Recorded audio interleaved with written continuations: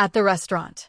My sister loudly told everyone, "Rachel, go pick another table. This one's for family, not adopted girls." They all laughed and nodded. Then the server set a $3,270 bill down in front of me for their whole dinner. I smiled, took a sip, and modestly paid the bill. But then a voice spoke up. "Just one moment, please." They called me a charity case, a burden, not real family. For 22 long years, I swallowed their cruelty, their sneers, their constant reminders that I didn't belong. But what they didn't know was that one night, over a ridiculously expensive dinner, their carefully constructed world of lies and entitlement was about to come crashing down, and I would be the one holding the hammer. "Go find another table. This one's for family, not adopted girls." Victoria's voice, sharp and dripping with contempt, cut through the elegant dining room of Belmont's, one of Seattle's most exclusive restaurants. I stood there, clutching my purse, my face burning as laughter erupted around the table. My parents, my brother Kenneth, even Victoria's husband, they all joined in like it was the funniest joke they'd ever heard. Other diners turned to stare. The glittering chandeliers, the crisp white tablecloths, the crystal glasses, they just made me feel colder inside. My name is Rachel, and I was 27. I'd lived with this family for 22 years. Since I was 5, adopted into their seemingly perfect world. And for 22 years, I'd been reminded every single day that I didn't truly belong, that I was different, less than. The only person who ever made me feel like I mattered was Grandma Dorothy, my adoptive mother's mother. She was sitting quietly at the far end of the table, and I noticed a strange expression on her face. "Victoria, that's enough," I said, trying to keep my voice steady, to salvage some shred of dignity. "Oh, don't be so sensitive." My mother, Patricia, chimed in, waving her manicured hand dismissively. "We're just teasing. You know how Victoria is." Oh, I knew exactly how Victoria was. At 32, she'd perfected the art of making me feel small, all while maintaining this perfect facade of family unity. Growing up, she got the biggest bedroom, the newest clothes, the expensive university education. Me? I got hand-me-downs and community college. She was praised for mediocre achievements. I was criticized for excellence. "Sit down, Rachel," my father, Gregory, ordered. "You're making a scene." I sat, swallowing the protest that wanted to explode from my throat. This dinner was supposed to celebrate Victoria's latest business deal, some real estate investment that my parents had conveniently helped finance. They were always helping Victoria. 3 years ago, when I'd asked for a small loan to start my graphic design business, they'd laughed. "Be realistic," they told me. The evening dragged on, a blur of forced smiles and painful exclusion. Conversation flowed around me like I was invisible. Victoria bragged about her new Mercedes. Kenneth discussed his promotion at the bank. My parents beamed with pride, showering them with questions and congratulations. When I tried to mention the major client I'd just landed, a contract worth $50,000, my mother cut me off. "That's nice, dear. Kenneth, tell us more about your bonus." By the time dessert arrived, I'd retreated completely. The familiar numbness had settled over me. This was my role, after all, the outsider, the charity case, the one they kept around just to make themselves feel good. Then, the waiter approached with the check. My stomach dropped as he placed the leather folder directly in front of me. I stared at it, utterly confused. "What's this?" I asked. Victoria's laugh was sharp and bright. "Oh, didn't we mention? You're paying tonight. Consider it your contribution to the family, since you're always taking and never giving." "Taking?" The word came out strangled. "I've never asked you for anything. The roof over your head growing up, the food, the clothes." Patricia ticked off items on her fingers. "We give you everything, Rachel. The least you can do is buy us dinner." My hands trembled as I opened the folder. The total made my vision blur. $3,270. They'd ordered the most expensive wines, multiple appetizers, premium steaks, lobster tails. Kenneth had ordered 3 desserts just because he could. "I can't afford this," I whispered. "Of course you can," Victoria said sweetly. "You just told us about your big client. $50,000, wasn't it?" This is nothing to you now. The truth was that $50,000 was spread over 6 months of work. Most of it was already allocated to business expenses, rent, paying off student loans my family had refused to help with. This single dinner would wipe out my savings. But I couldn't make another scene. I couldn't give them more ammunition to call me ungrateful, difficult, dramatic. With shaking hands, I pulled out my credit card. The waiter whisked it away. I forced myself to smile, to sip my water, to pretend this wasn't devastating me. Victoria was already talking about their upcoming vacation to Tuscany. My parents were planning to join them. Nobody asked if I wanted to come. They never did. When the waiter returned with my card and receipt, I signed with numb fingers. $3,270. For the privilege of being humiliated by people who were supposed to love me. Well, that was lovely, Patricia said, dabbing her lips with her napkin. Same time next month? Next month? They expected this to become a regular thing. I opened my mouth, ready to protest, to finally say enough is enough, when a voice cut through the chatter. Just a moment, please. Everyone fell silent. Grandma Dorothy, who'd been quiet all evening, was standing at her end of the table. At 78, she still commanded attention. Her silver hair perfectly styled, her posture straight as a rod. Something in her expression made my chest tighten. The restaurant seemed to hold its breath. Grandma Dorothy had always been different. While my parents and siblings treated me like an obligation, she was the one who showed up at my school plays, who remembered my birthday, who asked about my dreams. She was also the wealthiest person I'd ever known, a self-made billionaire who'd built a pharmaceutical empire from nothing. But lately, she'd been quieter, just watching. I'd noticed her observing family gatherings with an intensity that always made me wonder what she was thinking. "Mother, what is it?" Patricia asked, irritation creeping into her voice. We were just about to leave. "Sit down, all of you." Grandma Dorothy's voice carried an authority that made even my father straighten in his chair. "I have something to say, and you're going to listen." Victoria rolled her eyes, but stayed seated. Kenneth checked his phone under the table. My parents exchanged confused glances. Grandma Dorothy's gaze swept across each of them before landing on me. Something flickered in her eyes. Sadness, maybe. Or profound disappointment in everyone else. "I've been watching this family for years," she began, her voice steady but cold. "Watching how you treat Rachel. How you've always treated her." "Mother, really?" Patricia protested. "This isn't the time. Be quiet." The command was so sharp that my mother actually obeyed. "I'm 78 years old, and I've spent the past few months thinking about my legacy, about where my money should go when I'm gone." The table went very still. My father's fork clinked against his plate as he set it down. Victoria's smug expression faltered. "We all know how this works," Grandma Dorothy continued. "The bulk of my estate goes to Patricia, then distributed among the grandchildren. That's what the current will says." I watched Victoria's face light up with greed.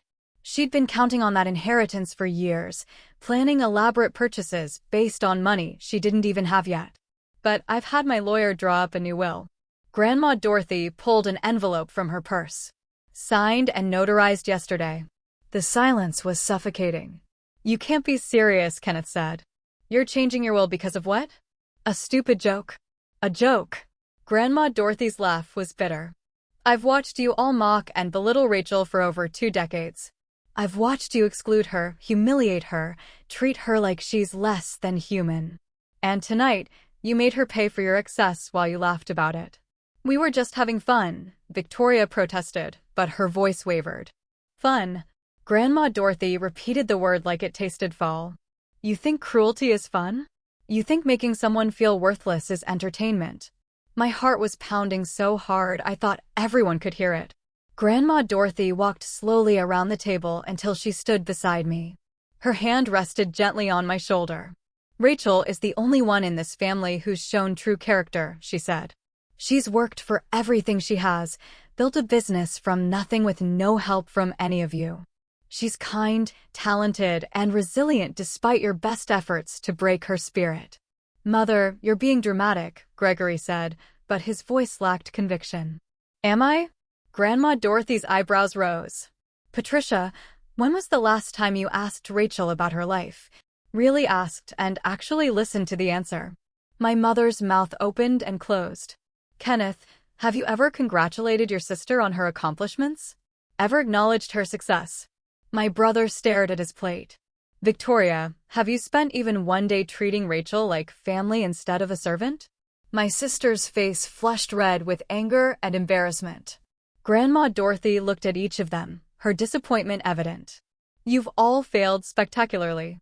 You took in a little girl who'd lost everything, and instead of giving her love and support, you've spent 22 years making her pay for the kindness you never actually showed.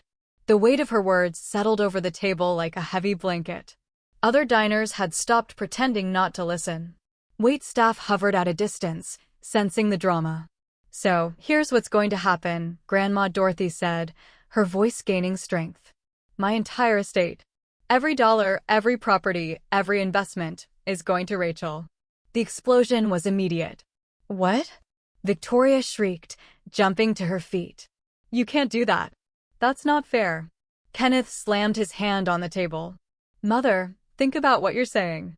You're talking about billions of dollars. Rachel isn't even really family. Patricia pleaded. Stop. Grandma Dorothy's command silenced them again. Rachel is more family than any of you have ever been. She's earned this, not through blood, but through character. Through being a better person than all of you combined. I sat frozen, unable to process what was happening. Billions of dollars? Grandma Dorothy's entire fortune? It was impossible, unreal, too enormous to comprehend. You're being manipulated, Gregory said desperately. Rachel must have done something. Rachel has done nothing but survive your abuse. Grandma Dorothy cut him off. And that ends tonight. She pulled out her phone and made a call. Thomas. It's Dorothy. Yes. File the new will immediately. Make sure it's ironclad and prepare the trust documents for Rachel. My family's faces ranged from shock to fury to disbelief. Victoria looked like she might actually faint. Kenneth's face had gone purple. My parents seemed to age a decade in seconds. This isn't over. Victoria hissed at me. We'll contest it. We'll fight you in court. Try it, Grandma Dorothy said calmly. I've made sure everything is completely legal, and I'm of sound mind, as a medical evaluation from this morning confirms. She'd planned this. Every detail. The explosion that followed was like nothing I'd ever witnessed. Victoria lunged across the table, her face contorted with rage. Kenneth grabbed her arm, but his own anger was barely contained. My parents sat in stunned silence, their carefully constructed world crumbling around them. You manipulative little bitch. Victoria snarled at me. You planned this. You've been playing the victim this whole time. Enough. Grandma Dorothy stepped between us. Rachel has done nothing wrong. She didn't even know about this until now. It was true. I was still reeling, my mind unable to grasp what had just happened. Billions of dollars. Grandma Dorothy's entire estate. Everything she'd built over her lifetime. Why are you doing this? Patricia's voice cracked, tears streaming down her face.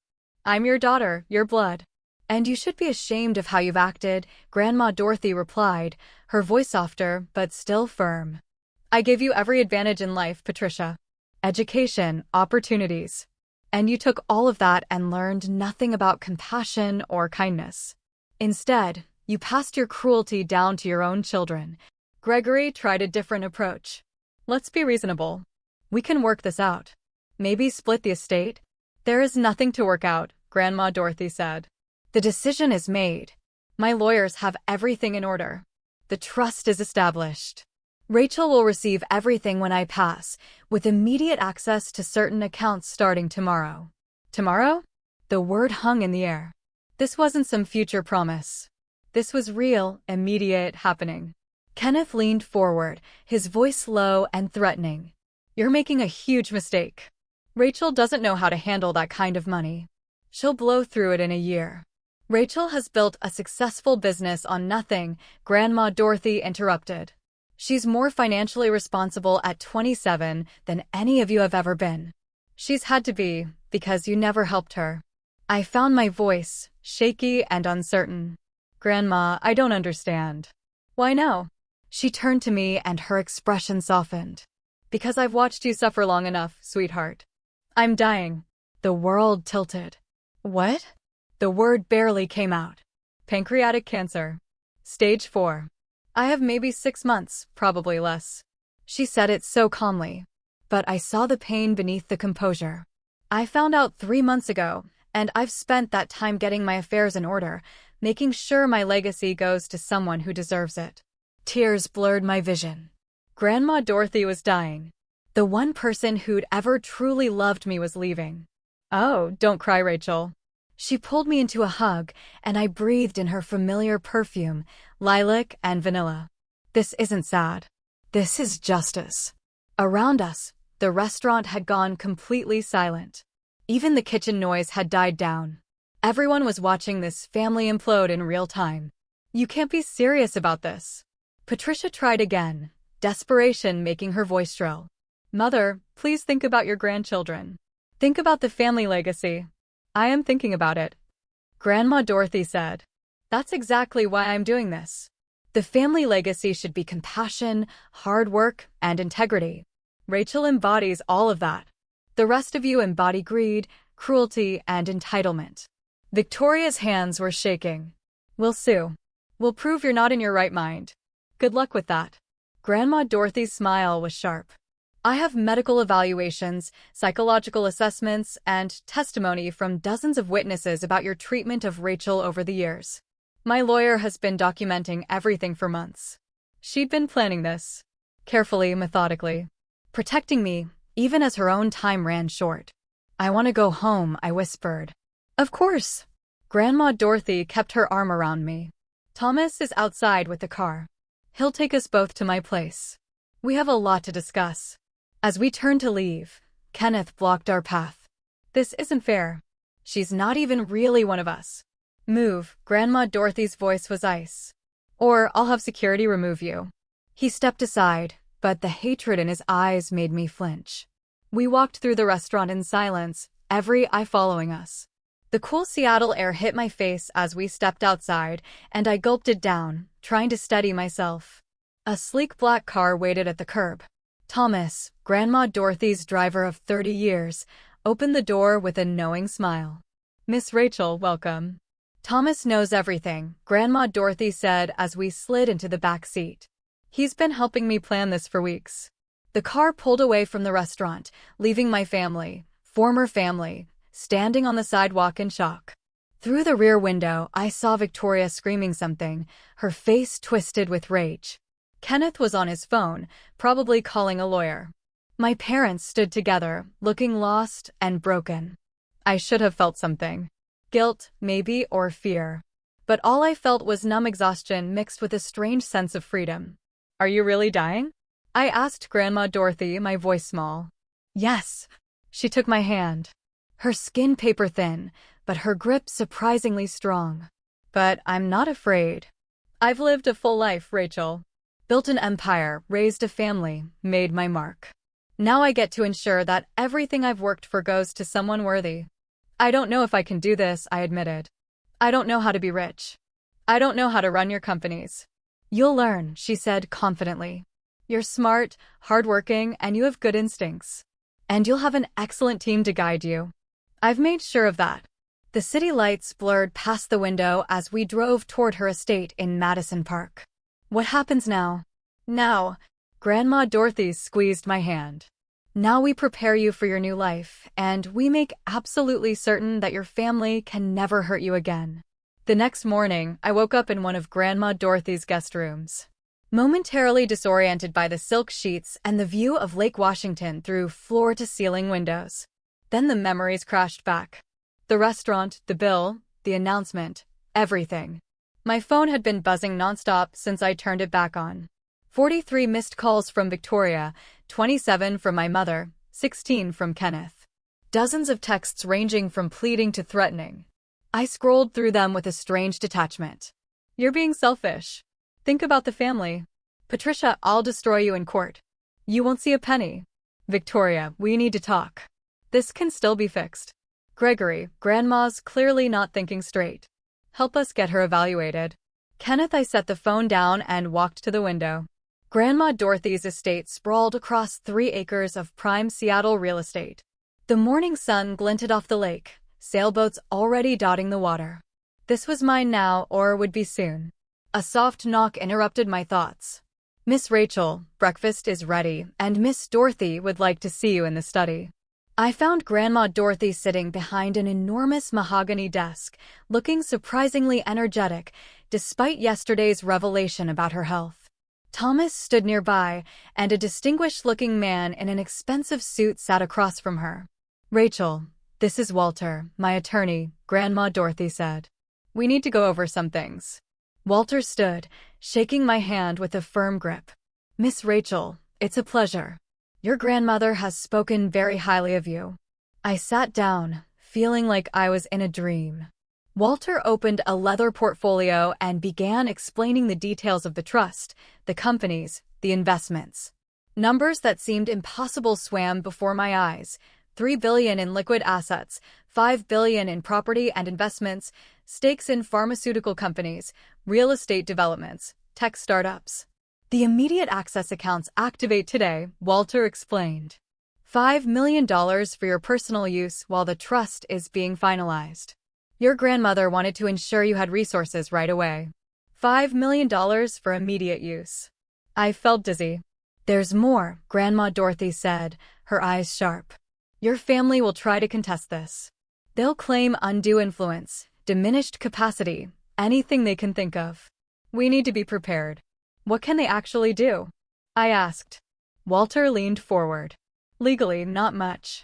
Miss Dorothy has documentation proving her sound mind, including evaluations from 3 separate doctors. The will is ironclad. However, they can make the process difficult, drag it out in court, create negative publicity. Let them try, Grandma Dorothy said firmly. I've been documenting their treatment of Rachel for years. Every cruel comment, every exclusion, every incident of financial abuse. If they want a court battle, I'll bury them with evidence. My phone buzzed again. Victoria. I silenced it. There's something else you need to know, Grandma Dorothy said, and something in her tone made me tense. Your adoption wasn't quite what you think it was. The room seemed to tilt. What do you mean? She pulled a folder from her desk drawer, sliding it across to me. When Patricia and Gregory adopted you, they received a substantial sum of money, $750,000 to be exact. It was meant to cover your care, education, everything you'd need growing up. I stared at the documents in the folder.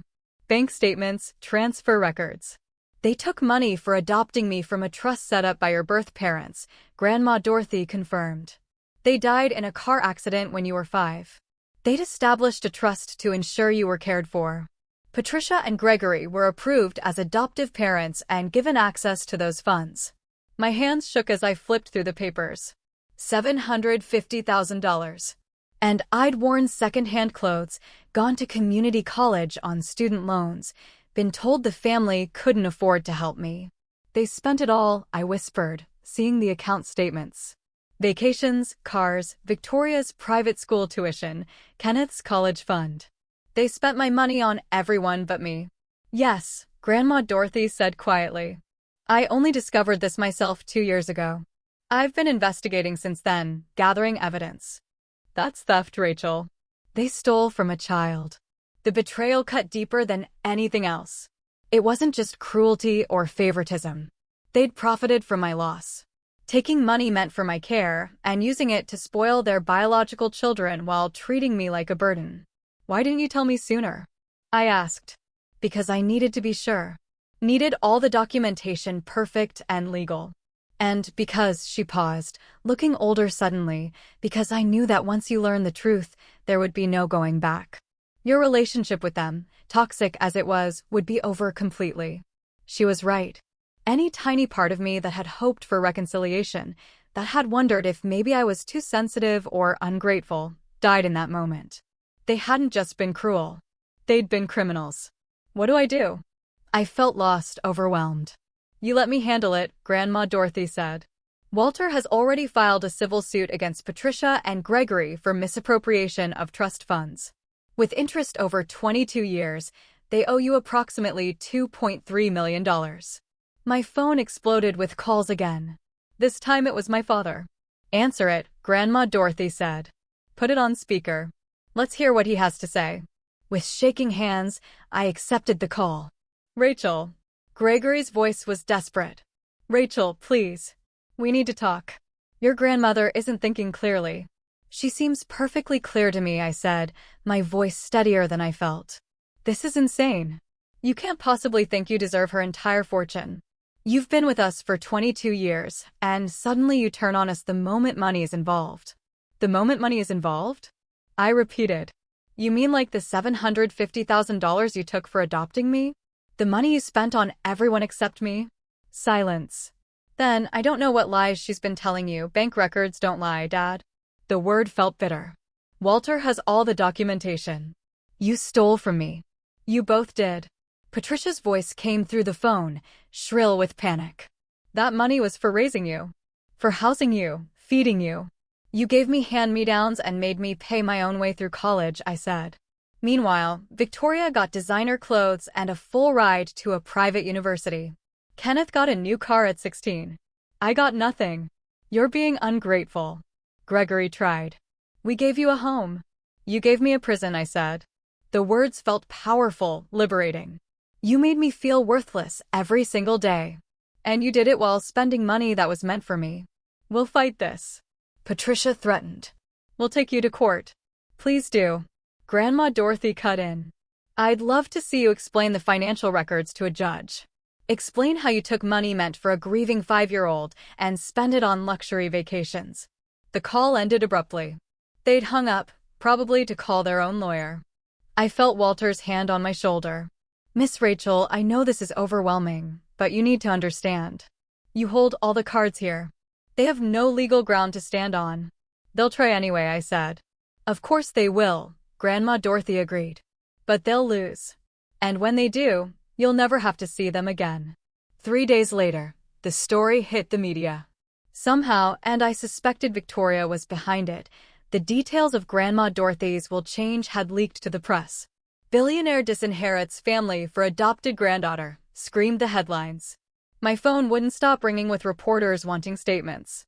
I'd moved into Grandma Dorothy's estate temporarily, unable to face my apartment where my family knew the address. Thomas had retrieved my things, and I was living in a strange bubble of luxury and chaos. The public reaction was divided. Some praised Grandma Dorothy for rewarding character over blood. Others called me a manipulative gold digger who'd seduced an elderly woman for her fortune. The comment sections were brutal. She must have been sleeping with the old woman's lawyer or something. Gold digger alert. This girl knew exactly what she was doing. Good for Dorothy. Family isn't blood. It's how you treat people. That adopted girl is going to blow through billions in a year. Watch. I tried to ignore it, but the words burrowed under my skin. Was I wrong to accept this? Should I have refused Grandma Dorothy's gift? Stop reading those, Grandma Dorothy said, finding me hunched over my laptop in the library. She looked frilier than she had days ago. The cancer was clearly progressing. People will always have opinions. Let them talk. They're calling me terrible things, I said. They called me terrible things when I built my first company, she replied, settling into the chair beside me. Said I was too aggressive, too masculine, too ambitious. A woman couldn't possibly succeed in pharmaceuticals. I proved them wrong. She took my hand, her grip weaker now. You'll prove them wrong too, Rachel. Not by defending yourself, but by being exactly who you are, kind, hardworking, principled. That afternoon, Walter arrived with news. His expression was grave. Patricia and Gregory have officially filed to contest the will. They're claiming diminished capacity and undue influence. Let me see, Grandma Dorothy said. Walter handed over the legal documents. I read over her shoulder, my anger building with every word. They claimed I'd isolated Grandma Dorothy from her family, that I'd manipulated a sick elderly woman, that I'd taken advantage of her declining mental state. This is ridiculous, I said. I didn't even know about the cancer until that night. We have evidence proving otherwise, Walter assured me, including testimony from medical staff, friends, business associates. They're grasping at straws. But something in Walter's expression made me nervous. What aren't you telling me? He exchanged a glance with Grandma Dorothy. Victoria has hired a private investigator. They're digging into your background, looking for anything they can use against you. My stomach dropped. There's nothing to find. We know that, Grandma Dorothy said. But they'll try to create something. Twist innocent situations. Take things out of context. As if on cue, my phone rang. An unknown number. Against my better judgment, I answered. Rachel, it's so good to finally reach you. The voice was unfamiliar. Syrupy sweet. I'm Jennifer Cole from Seattle Scene magazine. I'd love to chat about your relationship with Dorothy. No comment, I said, moving to hang up. Wait. I just have a few questions about the allegations. What allegations? About your business? There are questions about where you got your startup capital. Some people are suggesting Dorothy funded it years ago. That you've been planning this takeover for a long time.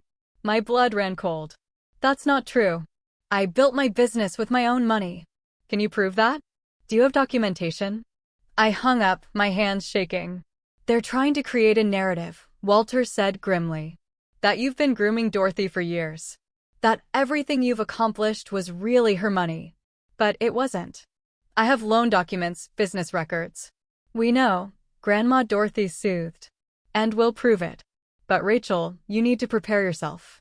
This is going to get worse before it gets better. She was right. By evening, social media was flooded with theories. Anonymous accounts, probably my family, were spreading. Rumors that I'd failed out of community college, I'd graduated with honors, that my business was failing, it was thriving, that I'd had multiple affairs with wealthy older men I'd barely dated in years. The cruelest rumor was that I'd somehow caused my birth parents' death to access their trust fund. I was 5 years old when they died, but facts didn't matter to internet trolls. I closed my laptop, feeling sick. Miss Rachel, Thomas appeared at the library door. There were reporters at the gate. Quite a few of them. I walked to the window overlooking the front of the estate. News vans lined the street. Cameras pointed at the house. My private life was now a public spectacle. This is what they want, I said quietly. They want me to crack, to do something that makes me look bad. Then don't give them the satisfaction, Grandma Dorothy said. She looked exhausted, but her eyes were still fierce. We fight this the right way. With truth, with evidence, with dignity. That night, I couldn't sleep. I kept replaying moments from my childhood.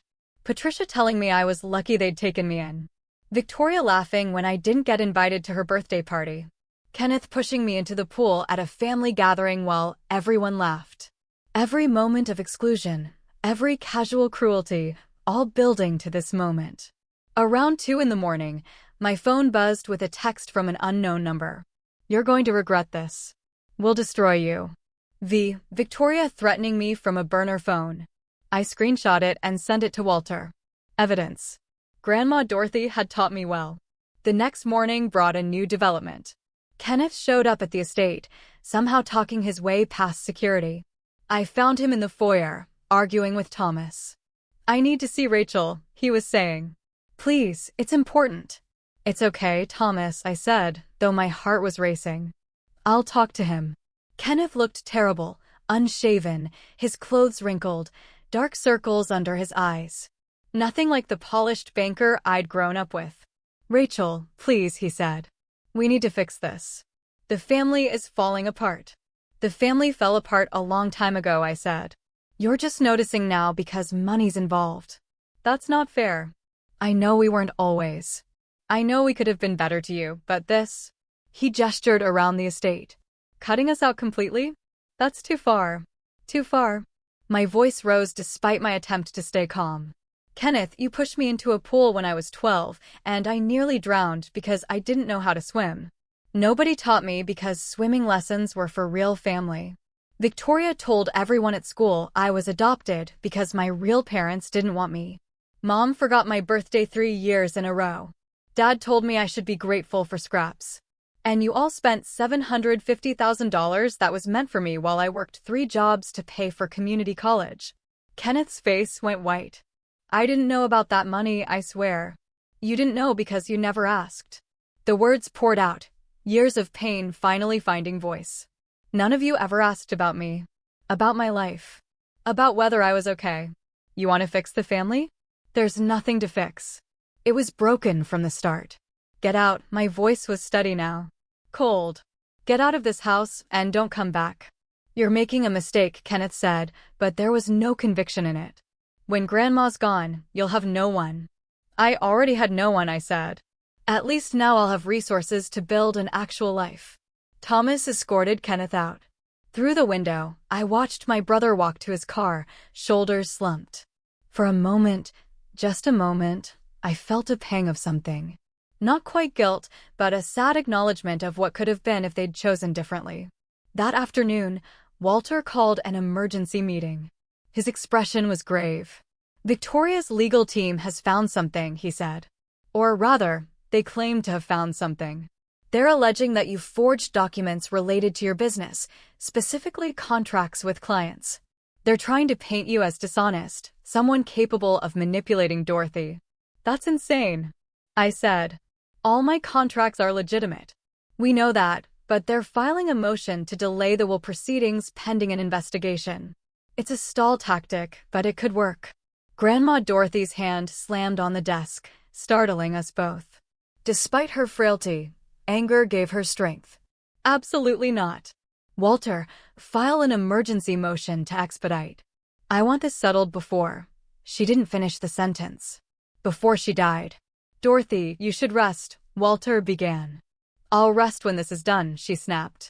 My granddaughter is being attacked by vultures masquerading as family. We end this now. Walter nodded and pulled out his phone, stepping away to make calls.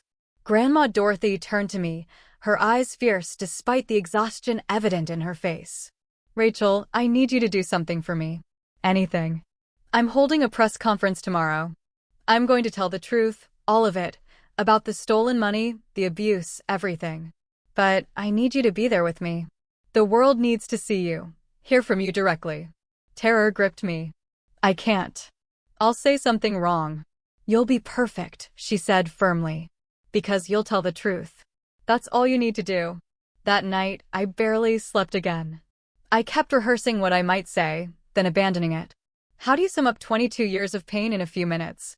How do you make strangers understand? The press conference was scheduled for 2 in the afternoon at Grandma Dorothy's downtown office. When Thomas drove us there, the media presence was overwhelming. Cameras everywhere, reporters shouting questions, a crowd of onlookers documenting everything on their phones. Walter had prepared a statement, but when I looked at Grandma Dorothy, really looked at her, I saw how much this was costing her. She was dying, using her last reserves of strength to fight for me. The conference room was packed, cameras rolling, lights bright, the air thick with anticipation. Grandma Dorothy sat beside me at a long table, Walter on her other side. She looked small, but unbreakable. Thank you for coming, she began, her voice surprisingly strong. I'm here to address the rumors and allegations surrounding my will and my granddaughter, Rachel. She laid it all out, the documentation of abuse, the stolen trust fund money, years of emotional and financial manipulation. She showed bank records, medical evaluations proving her sound mind, testimony from business associates about her mental acuity, documentation of the abuse I'd suffered, photos, recordings, witness statements.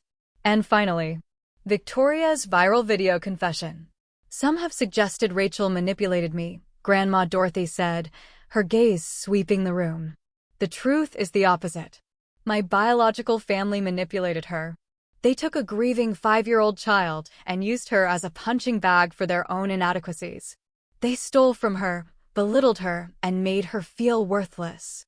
Despite all of that, Rachel built a life, a successful business. She became kind, compassionate, hardworking, everything they are not. Then she gestured to me. Rachel would like to say a few words. My mouth went dry. Every eye in the room was on me. I could see the judgment, the curiosity, the skepticism. I cleared my throat. I don't know what to say that my grandmother hasn't already said. I began, my voice a little shaky. I never wanted this attention. I never wanted to be rich or famous or involved in legal battles. My voice steadied as I continued. I just wanted a family that loved me. I wanted parents who cared if I was okay. Siblings who celebrated my successes instead of mocking them.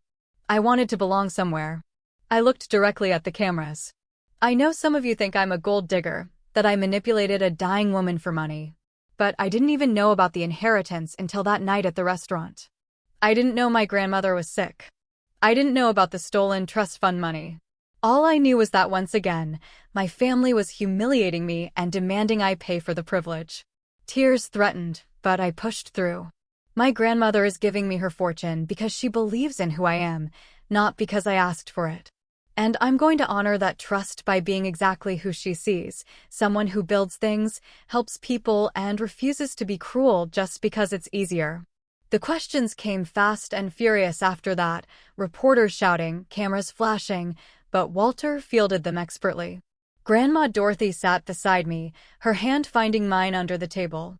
As we were wrapping up, Victoria burst through the doors. Security moved to stop her, but she was already shouting, "This is all lies. She's brainwashed you all." Victoria's makeup was smeared. Her designer dress wrinkled. She looked unhinged. "I'm the real victim here. That adopted brat has stolen my inheritance." The cameras swiveled to her, capturing every second of her meltdown. "Miss Victoria," a reporter called out, "what about the allegations that your parents stole trust fund money meant for Rachel? That money was ours. We earned it by raising her ungrateful ass." "You earned $750,000 for treating a child like garbage," another reporter asked. Victoria realized her mistake too late. The cameras had caught everything. Her admission. Her rage. Her complete lack of remorse. "Get her out of here," Walter said to security as Victoria was escorted out, still screaming threats. I watched the reporters frantically typing on their phones. The narrative had just shifted. Victoria had given them the villain they needed, and it wasn't me. Grandma Dorothy squeezed my hand. "Well," she said quietly, "I don't think we could have planned that better if we tried." Despite everything, I almost smiled. Victoria had destroyed herself, and she'd done it on camera for the world to see. The video of Victoria's meltdown went viral within hours. By evening, it had been viewed over 10 million times. News outlets played it on loop, dissecting every word, every unhinged expression. Social media exploded with commentary. Did she really just admit they took money for raising an adopted kid? This family is toxic. Rachel deserves everything. Victoria just destroyed her own case in under 60 seconds. Brilliant. That look on her face when she realized what she said. Priceless. The public opinion shifted overnight. What had been a divided conversation became a landslide of support for me and condemnation for my family. Memes spread. Commentary videos analyzed the situation. Legal experts weighed in, all agreeing that Victoria's admission had essentially torpedoed any chance of contesting the will.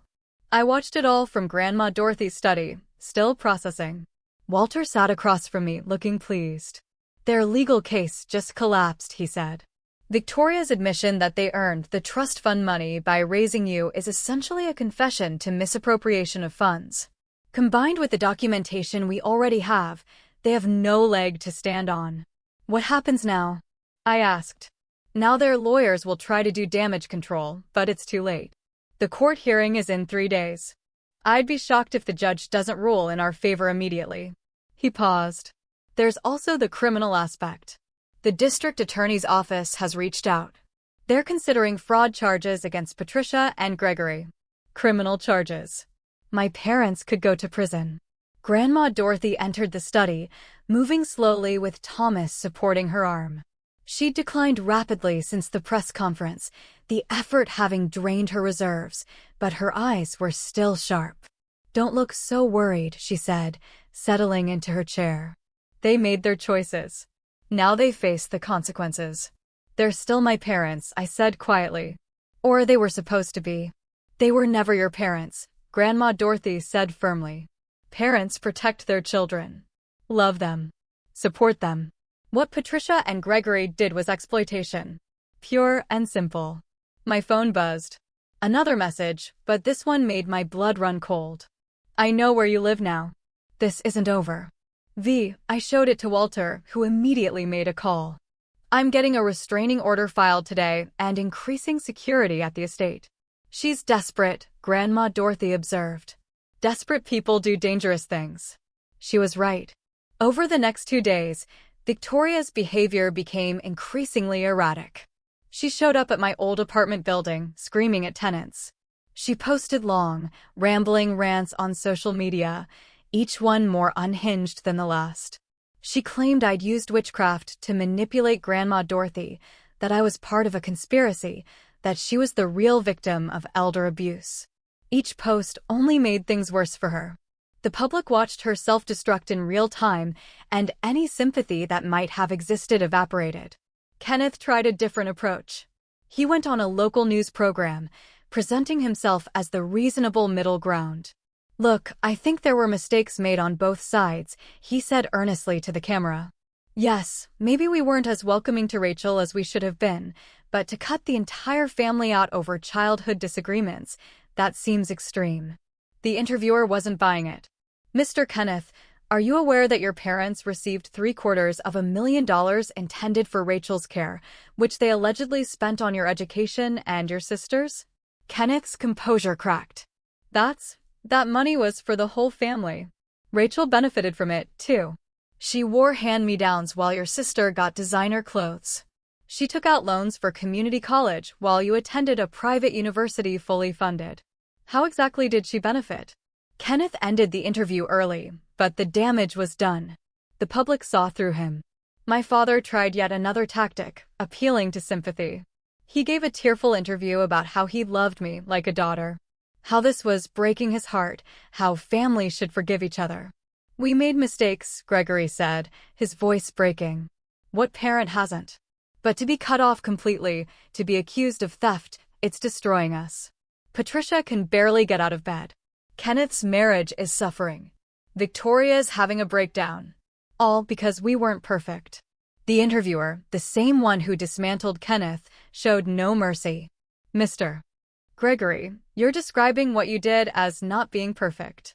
But investigators have documented years of emotional abuse, financial exploitation, and systematic exclusion of Rachel from family activities. This goes beyond imperfection. That's not abuse. That's just family dynamics. Every family has issues. Every family doesn't steal $750,000 from a child. My father walked out too. But my mother's approach was the most calculated. Patricia hired a PR firm and gave a carefully crafted interview to a sympathetic journalist. She wore a simple dress, minimal makeup, positioned herself in soft lighting. She cried at all the right moments. "I loved Rachel from the moment we brought her home," Patricia said, dabbing her eyes. "She was this beautiful, broken little girl who'd lost everything. I wanted to give her a family, a home, love. Yes, we were stricter with her than with our biological children.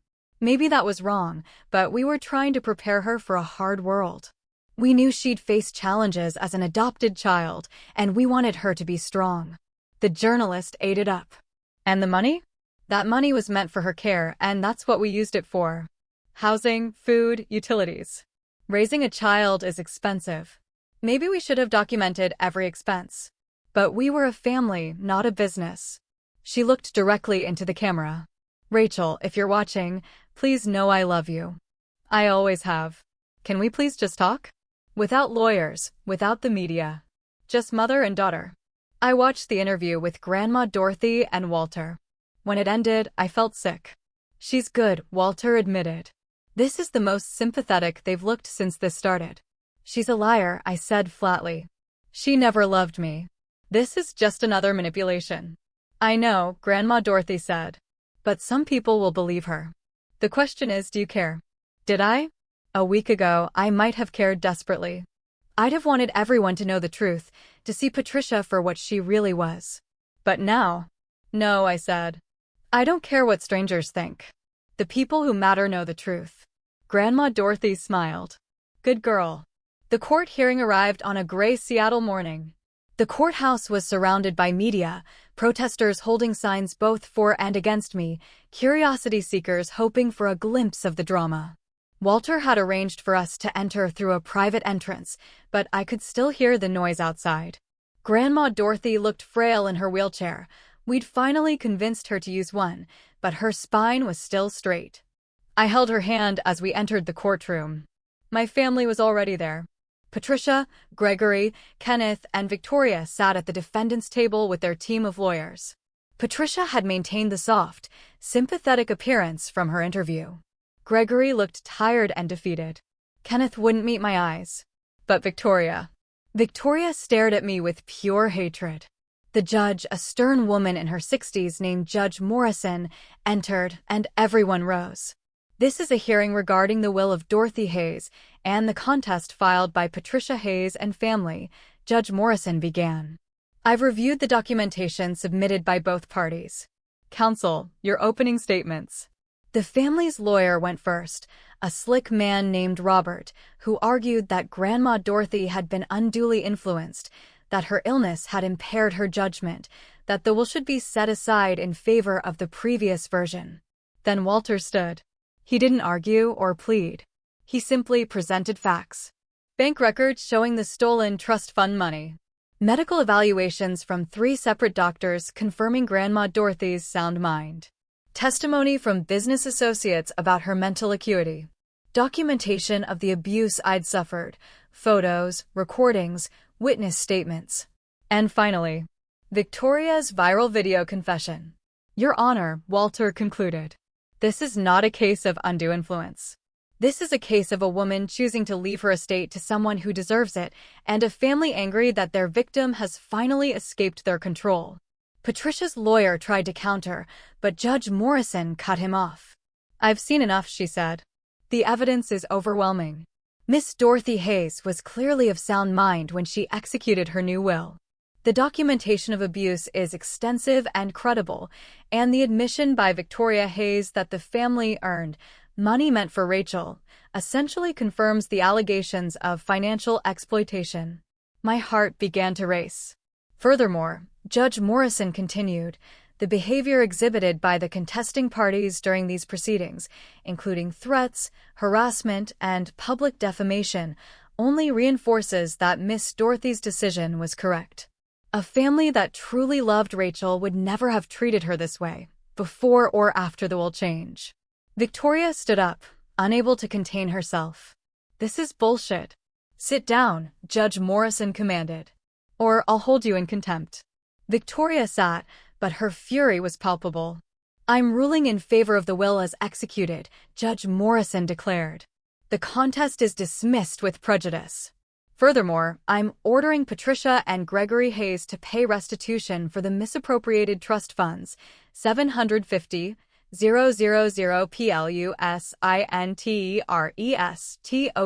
TOVER 22 YEARS TOTALINGAPPROX I'm ATELY *** 750 000 plus interest over 22 years, totaling approximately *** 2.3 million. They have 90 days to pay in full. The courtroom erupted. Patricia collapsed in her chair, sobbing. Gregory looked like he'd aged 10 years in 10 seconds. Kenneth put his head in his hands. Victoria started screaming obscenities until bailiffs escorted her out. I sat frozen, unable to process that it was over. We'd won. Completely, decisively, irrevocably. Grandma Dorothy squeezed my hand. It's done, sweetheart. You're free. Media swarmed us as we left the courthouse, but Walter and Thomas created a barrier. I heard the questions being shouted. How did I feel? What would I do with the money? Did I have a message for my family? But I didn't answer. I just helped Grandma Dorothy into the car and let Thomas drive us away. Back at the estate, Grandma Dorothy was exhausted but satisfied. I can die happy now, she said, and the words hit me like a physical blow. Don't say that, I whispered. Please. Oh, Rachel. She cupped my face with her thin hands. I'm not afraid. I got to see justice done. I got to know my fortune will be used for good. That's more than most people get. Over the next 3 weeks, I watched Grandma Dorothy fade. She slipped in and out of consciousness, sometimes lucid, sometimes lost in memories.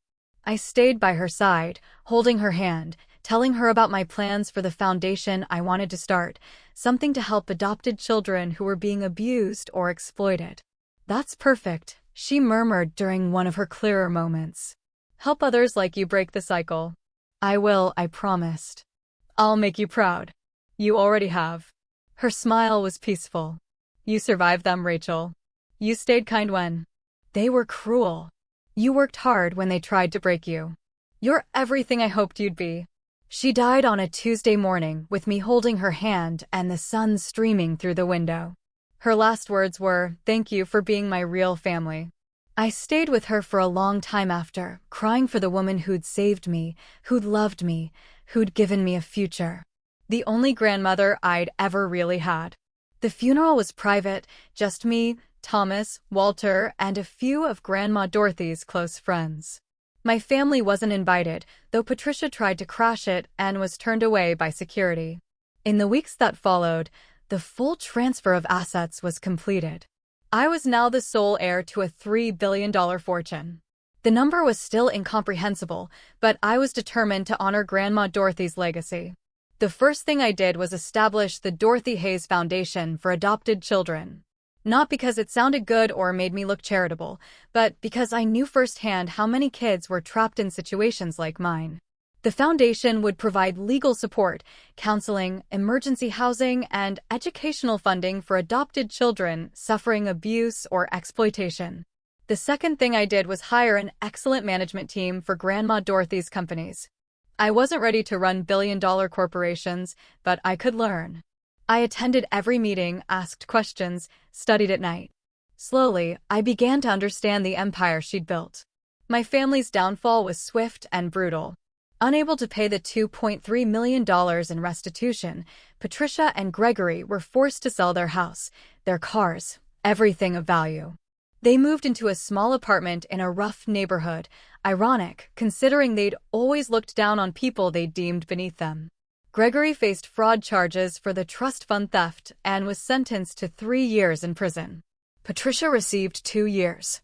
Kenneth, who'd benefited from the stolen money through his education, was required to pay back his portion, approximately $400,000. His marriage collapsed under the financial strain, and last I heard, he was working 2 jobs to make the payments. But Victoria's fate was the most satisfying. Her viral meltdown had destroyed any credibility she had. Her husband divorced her, taking their house and most of their assets. She'd invested heavily in a restaurant venture that failed spectacularly, leaving her deep in debt. The private investigator she'd hired to dig up dirt on me was now suing her for unpaid fees. She tried to write a tell-all book, but publishers rejected it after fact-checkers found it full of lies. She'd attempted to start a YouTube channel, but the comments were so brutal she deleted it. She'd even tried to reconcile with me, not out of genuine remorse, but desperate hope I'd give her money. I'd read her email once. "Rachel, I know we had our differences, but we're still sisters. Family forgives family. I'm struggling right now, and I know you're doing well. Maybe we could meet for coffee, talk about the past, and build a future together." I deleted it without responding. 6 months after Grandma Dorothy's death, I stood in the foundation's new headquarters. A beautiful building in downtown Seattle, dedicated to helping children like I'd been. The walls were covered with photos of kids we'd already helped, stories of escape and new beginnings. Thomas stood beside me, having accepted a position as the foundation's operations director. "Miss Dorothy would be proud," he said. "I hope so," I replied. My phone buzzed. Another message from my family. They never stopped trying. This one was from Kenneth. "Rachel, Mom and Dad are struggling. Dad's in prison. Mom's barely surviving. I know you're angry, but they're still your parents. Can't you find it in your heart to help?" I typed my response carefully. They were never my parents. They were people who took money to raise me and instead used me as a punching bag for their inadequacies. I owe them nothing, but I'll make you a deal. I'll donate the exact amount they stole from me, $750,000, to a fund helping adopted children escape abusive families, in their names. That's the only legacy they'll have. I hit send and blocked his number. A year later, I was featured in a business magazine, Not as the adopted girl who inherited billions, but as a CEO running multiple successful companies and a growing foundation that had helped over 500 children. The article focused on my work, my vision, my accomplishments. There was a small mention of my family drama, but it was in the past now. The narrative had shifted. I wasn't the victim anymore. Wasn't the gold digger or the manipulator. I was simply Rachel, a woman who'd survived, thrived, and chosen to help others do the same. I'd heard through mutual acquaintances that Victoria was working in telemarketing, barely making ends meet. That Patricia, released from prison, was living in a women's shelter.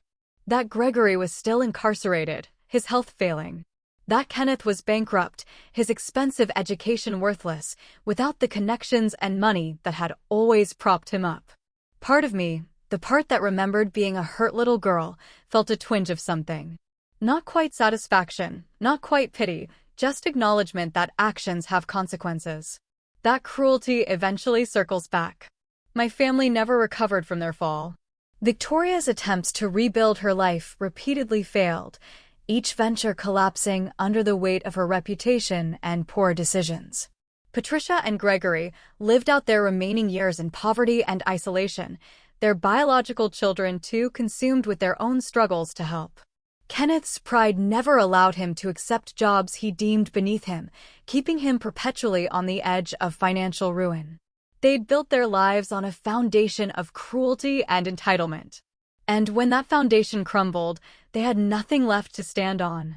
As for me, I built something lasting from the ashes of that painful past.